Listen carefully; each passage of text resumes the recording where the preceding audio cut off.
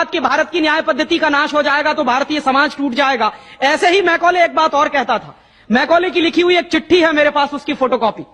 London में एक library है, उसका नाम है इंडिया ऑफिस लाइब्रेरी, वहां से मैंने निकलवाई है। इंडिया ऑफिस लाइब्रेरी में से ऐसे कुछ 50,000 से ज्यादा डॉक्यूमेंट्स मैं निकाल के लाया और वहां के कई लोगों की मदद से हमने वो निकलवाए हैं। तो उनमें एक चिट्ठी है मैकॉले की, वो उसके अपने पिताजी को उसने लिखी है। जब वो यहां ऑफिसर बन के आया है तो मैकॉले क्या लिख रहा है कि भारतीय समाज को अगर बर्बाद करना है तो भारतीय न्याय पद्धति बर्बाद करो। तो वो करने के लिए उसने आईपीसी बना दिया, सीआरपीसी बना दिया, सीपीसी बना दिया और बर्बाद हुई। दूसरी बात वो कहता था कि भारतीय समाज को बर्बाद करना है तो भारतीय शिक्षण पद्धति का नाश करो। तो मैकॉले कहा करता था कि जो भारतीय शिक्षण पद्धति है, वो खुद मानता था इस बात को, यह दुनिया की सबसे ज्यादा विकसित और सबसे अच्छी पद्धति।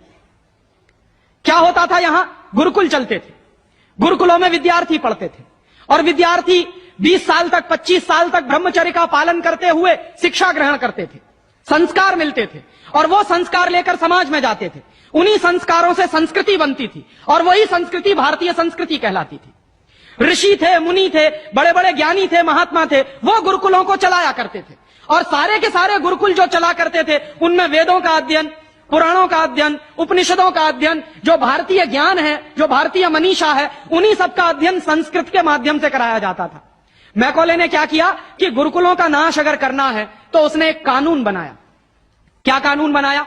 संस्कृत में जितने विद्यालय इस देश में चलते थे हिंदुस्तान में अंग्रेजों के जमाने में, उन सबको उसने इल्लीगल घोषित किया, गैर कानूनी। और उसने प्रतिबंध लगा दिया कि संस्कृत भाषा के माध्यम से कोई भी गुरुकुल चलेगा उसको अंग्रेजी सरकार मान्यता नहीं देगी। तो मान्यता किसको देगी? अंग्रेजी के माध्यम से जो कॉन्वेंट स्कूल चलेंगे उनको अंग्रेजी सरकार मान्यता देगी।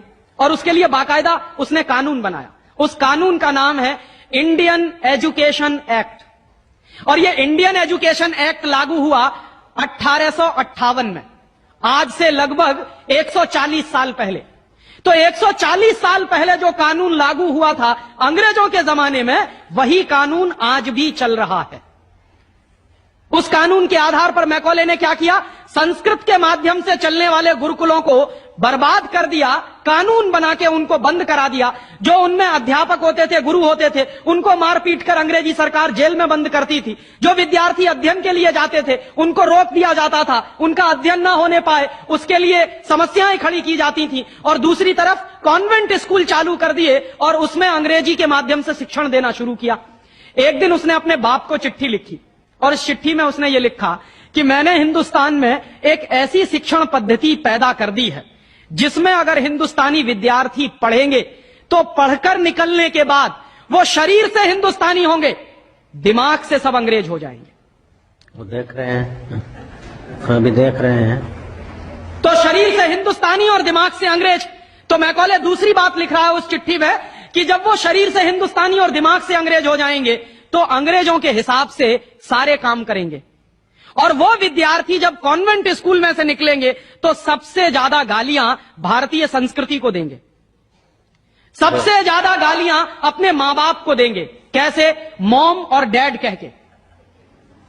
डैड माने होता है मरा हुआ और मम्मी माने होता है शव। इजिप्ट में आप जाइए, मिस्र एक देश है, वहां पे ममीज कहा जाता है किसको? मरे हुए आदमी के शव को। तो हमारी मां हो गई मम्मी, मम्मी, और पिताजी हो गए डैड। आया कहां से ये? मैकॉले ने डाल दिया हमारे दिमाग में। और मैं ये कहता हूं कि मैकॉले तो मर गया, उसका बाप भी मर गया, सब मर गए, भगवान उनकी आत्मा को शांति दे, लेकिन उसकी जो आत्मा है वो हम सब में प्रवेश कर गई है।